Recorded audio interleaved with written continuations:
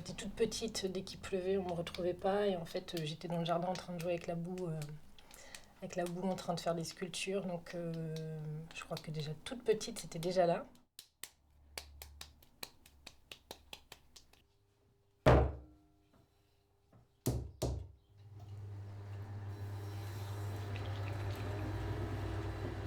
Alors, j'ai quitté Paris, je me suis formée chez un potier en Auvergne. Donc, j'ai vraiment appris les bases du tournage.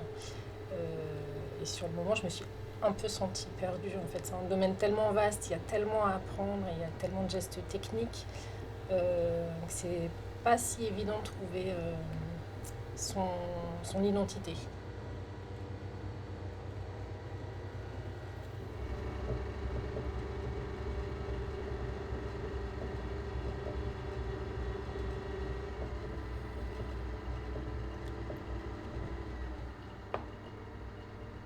Au début, je me suis formée sur du grès.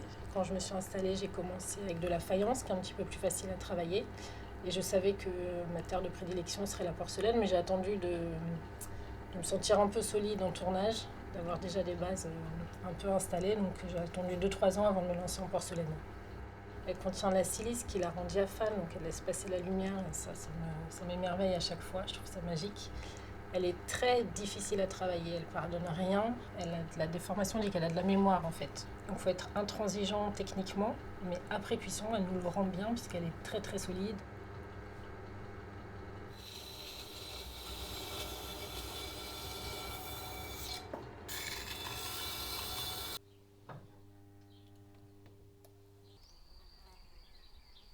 Quand j'ai démarré, je travaillais la faïence, qui n'était pas la terre de mon choix.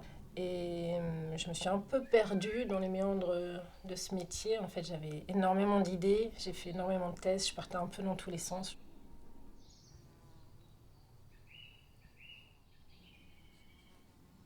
La question que je me posais au moment où je créais, c'était qu'est-ce qui va plaire aux gens? Et ça plaisait pas. Et au bout d'un moment, j'ai tout laissé tomber et je me suis dit, t'as pas tout quitté, t'as pas tout largué pour faire ce rêve à moitié. Donc là, je me suis enfermée 3 jours dans l'atelier, plus personne m'a vue et je suis ressortie avec mes premières sculptures, donc noires et blanches.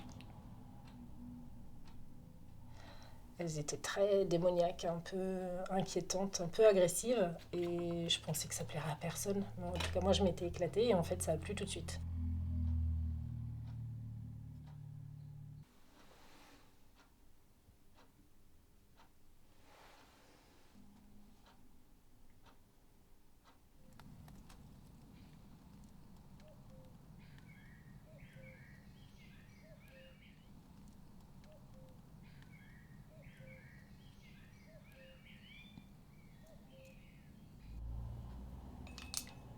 Donc quand je crée, particulièrement en fait, quand je fais mes empreintes, j'ai l'impression de tracer un chemin. En fait, c'est un peu les méandres, c'est un peu mon parcours.